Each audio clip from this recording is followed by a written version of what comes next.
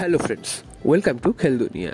তো অবশেষে মোহনবাগান থেকে বিদায় নিচ্ছেন আরমান্দো সাদিকু। তো তিনি কবে বিদায় নিচ্ছেন মোহনবাগান থেকে, এছাড়াও তার পরিবর্তে আসছেন কিন্তু নতুন একজন বিদেশি, তার সাথে কিন্তু কথাবার্তা চালাচ্ছে মোহনবাগান। তো তিনি কে, সমস্ত কিছু জানাবো এই ভিডিওতে। পুরোটা জানার জন্য অবশ্যই ভিডিওটা শেষ অবধি তোমরা চোখ রেখো। আর তোমরা যারা এই চ্যানেলে নতুন এসেছো, চ্যানেলটা সাবস্ক্রাইব করে দাও, পাশে থাকা বেল আইকনটাতে প্রেস করে দাও এবং লাইক কমেন্ট শেয়ার করতে কিন্তু একদমই ভুলো না। তাহলে চলো দেরি না করে মেন টপিকটা শুরু করা যাক। তো যেই দুজন প্লেয়ারের ওপর মোহনবাগানের এ মরশুমে সব থেকে বেশি ভরসা ছিল সেটা হচ্ছে জেসন কামিন্স এবং আরমান্দো সাদিকু। তাই জন্য এই দুজন প্লেয়ারকে কিন্তু খুব ঘটা করে মোহনবাগানে নিয়ে আসা হয়েছিল। তো জেসন কামিন্সকে কিন্তু প্রায় 9 কোটি টাকা তার ভ্যালু, এবং এছাড়াও কিন্তু আরও 3 কোটি টাকার ট্রান্সফার ফি দিয়ে তাকে নিয়ে আসা হয়েছিল। উল্টো দিকে আরমান্দো সাদিকুর পেছনে কিন্তু 5 থেকে 6 কোটি টাকা খরচা করা হয়েছিল।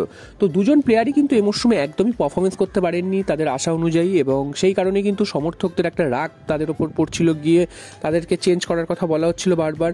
তো অবশেষে কিন্তু যে খবরটা পাওয়া যাচ্ছে আরমান্দো সাদিকু হয়তো বিদায় নিচ্ছেন মোহনবাগান থেকে, তো সেরকমই কিন্তু নিউজ উঠে এসছে ফুটবল মার্কেটে। তো সেরকম সেই নিউজটাই তোমাদের জানিয়ে দিচ্ছি যে এই জানুয়ারি ট্রান্সফার উইন্ডোতে আরমান্দো সাদিকু তাকে কিন্তু বিদায় জানানো হচ্ছে সম্ভবত, এবং সেটা কিন্তু ট্রান্সফার মার্কেট থেকে জানিয়ে দেওয়া হয়েছে যে তিনি বিদায় নিচ্ছেন।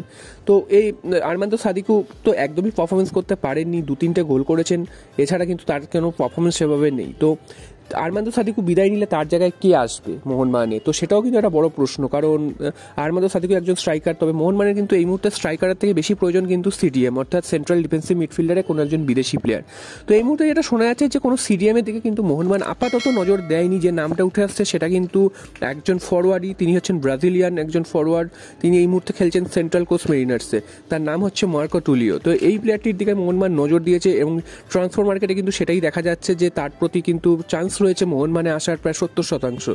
তো এই প্লেয়ারটি যদি মোহনবাগানে আসে, মোহনবাগানের আদৌ কতটা লাভ হবে সেটা তো সময় বলবে।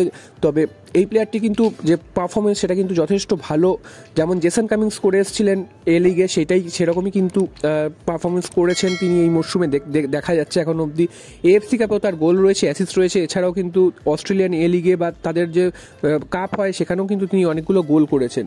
তো সব মিলিয়ে প্লেয়ারটির কিন্তু পারফরমেন্স এই মরশুমে যথেষ্ট ভালো। তবে জেসন কামিন্স তো আগের মরশুমে আমরা দেখেছিলাম ভালো পারফরমেন্স করেছে, তবে ভারতে এসে তিনি কিন্তু একদমই খেলতে পারেননি এবং বারবার তিনি ফ্লপ হচ্ছেন। তো এই প্লেয়ারটির ক্ষেত্রে একই হবে কিনা সেটা তো সময় বলবে। যদি এই প্লেয়ারটি আসে তো তোমরা তোমাদের মতামত জানো যে প্লেয়ারটি কতটা কার্যকর হতে পারে ভারতীয় পরিবেশে এসে বা মোহনবাগানে এসে, তো সেটা অবশ্যই তোমরা কমেন্ট করে জানিও। আর এই প্লেয়ারটির দিকে যে মোহনবাগানের নজর রয়েছে বা মোহনবাগানের সাথে একটা যে লিঙ্ক আপ তৈরি হয়েছে সেটাও কিন্তু তোমাদের জানিয়ে দিলাম।